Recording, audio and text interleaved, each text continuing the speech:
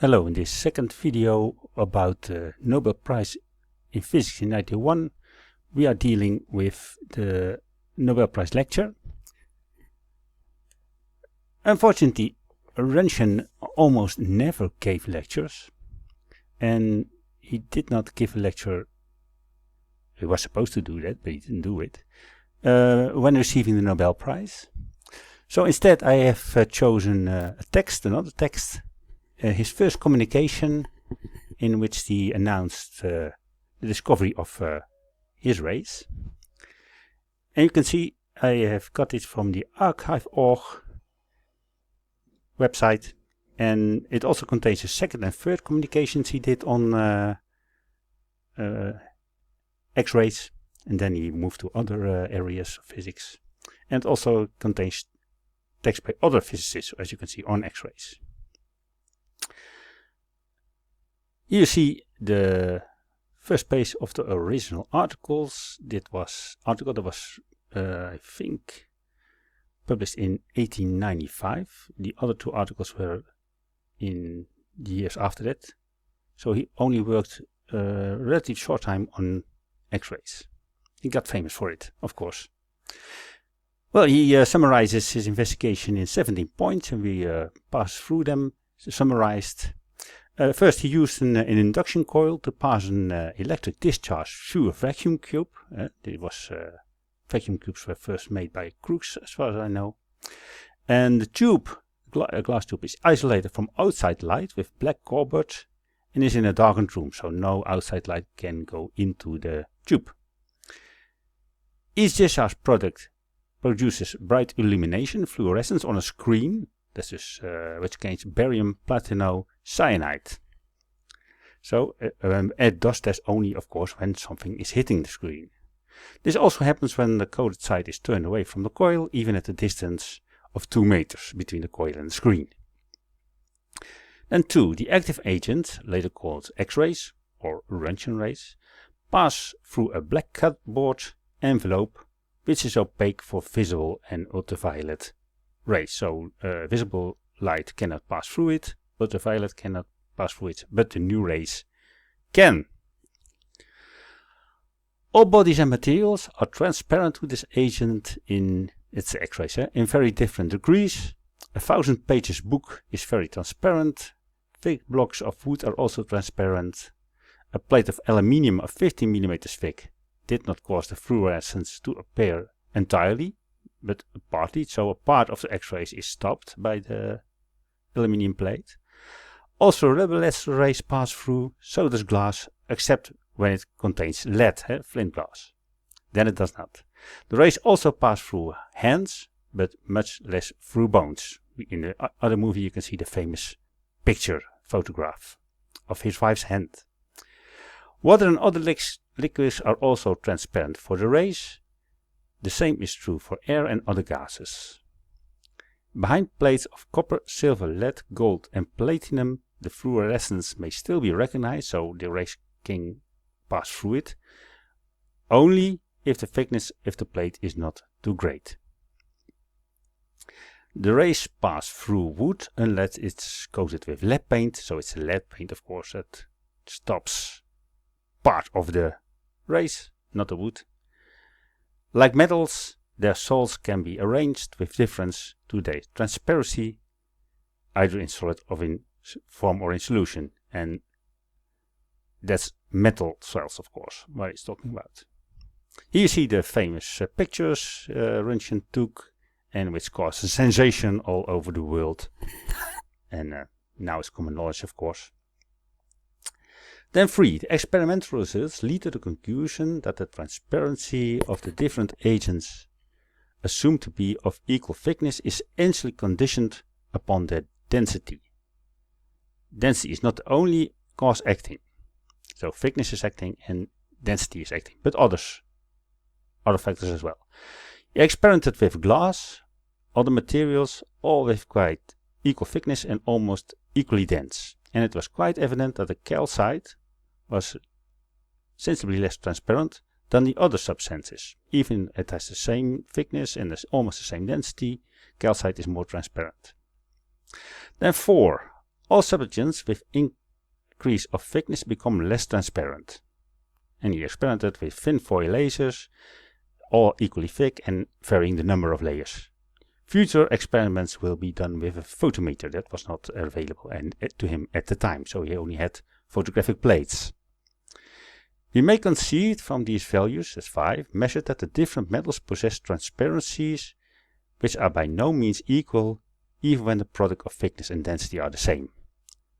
The transparency increases much more rapidly than this product decreases. Then 6, not only in barium platinofluorescence, when X-ray hits it, the same is true for other substances. For instance, phosphorescent calcium compounds, uranium glass, ordinary glass, calcite, rock salt and so on. They all light up when they are hit with the rays. Photographic dry plates are sensitive to X-rays. This makes objective and controlled observations possible, even in an undark room. Röntgen underlines that it is questionable whether the chemical reactions of the silver salt on the photographic plates is directly caused by the X-rays. It is possible that this action proceeds from the fluorescent light itself. He underlines his plan to investigate whether or not the X-rays are able to produce a heating action. He assumes that they can if the X-rays are absorbed by a substance. The retina of the eye is not sensitive to these rays, so we cannot see them directly with our eyes, even though the eye must be sufficiently transparent to transmit the rays. You see, of course, a familiar picture. Everyone has been in hospital probably and had themselves X-rays, so you can see the bones inside them. In 1895 it was a sensation. Today it's common practice. Then 7. To see how the X-ray behaved on passing through a prism and to find whether they were deviated or not, a visible light does, he did experiments with X-rays and water and carbon dissolved enclosed in mica prisms with about 30 degrees rectangle angle, and they showed no vibration for X-rays, but they did for visible light. If the mica prisms were replaced by a hard rubber or aluminium, some small refraction may perhaps be recognized. He's very hesitant, but only on a photographic plate and not on a fluorescent screen. Experiment with denser materials gave no results due to lack of transparency, so the rays cannot pass them and you cannot see whether or not they are deflected. Fortunately, there's another way to investigate whether or not X-rays are refracted, not using prisms. Finally, divided bodies in sufficiently thick layers scatter the incident light and allow only a little of it to pass, owing to reflection and refraction. If powders are transparent to X-rays as the same substance in mass, equal amounts of the material being presupposed, it follows at once that neither refraction nor regular reflection takes place to any sensible degree. Experiments show that reflection and deflection thus did not occur. It does with light. Later it found that it actually does. This was the first ever experiment on X-rays. Other experiments lead to the same conclusion. Reflection and refraction of X-rays does not occur. There was, however, some evidence to doubt this conclusion. Platinum, lead and especially zinc seem to reflect X-rays, as does aluminium foil. It seems that these metals do the same with X-rays as turbid metals do with visible light, which is not regular reflection but scattering and absorption. No refraction also means X-rays do move with the same speed in all substances. Visible light does not. You see, by the way, a Krupp's tube that was used in this experiment to produce the rays. Then 9. Accordingly, it might seem possible that the arrangement of particles in the substance exercised an influence on its transparency. That, for instance, a piece of calcite may be transparent in different degrees for the same thickness, according as it is transferred in the direction of the rays or at right angles to it. The experiment gave a negative result. Then 10. Röntgen discusses experiments of Lennard and himself on absorptive power of different substances for X-rays and cathode rays. The intensities of the fluorescence on the screen, that is, varies inversely as the squares of the distances of the screen from the discharge apparatus. Substances are in general more transparent to X-rays than to cathode rays. Then 11, another difference between X-rays and cathode rays. X-rays cannot and cathode rays can be deflected by a magnet. It was observed by Hertz and Lenard that there are different sorts of cathode rays which are distinguished from another by the production of phosphorescence by amount of their absorption and the extent of their deflection by a magnet. And 12, X-rays cannot be X-rays because X-ray cannot be deflected by a magnet. That's already in 11. Eh?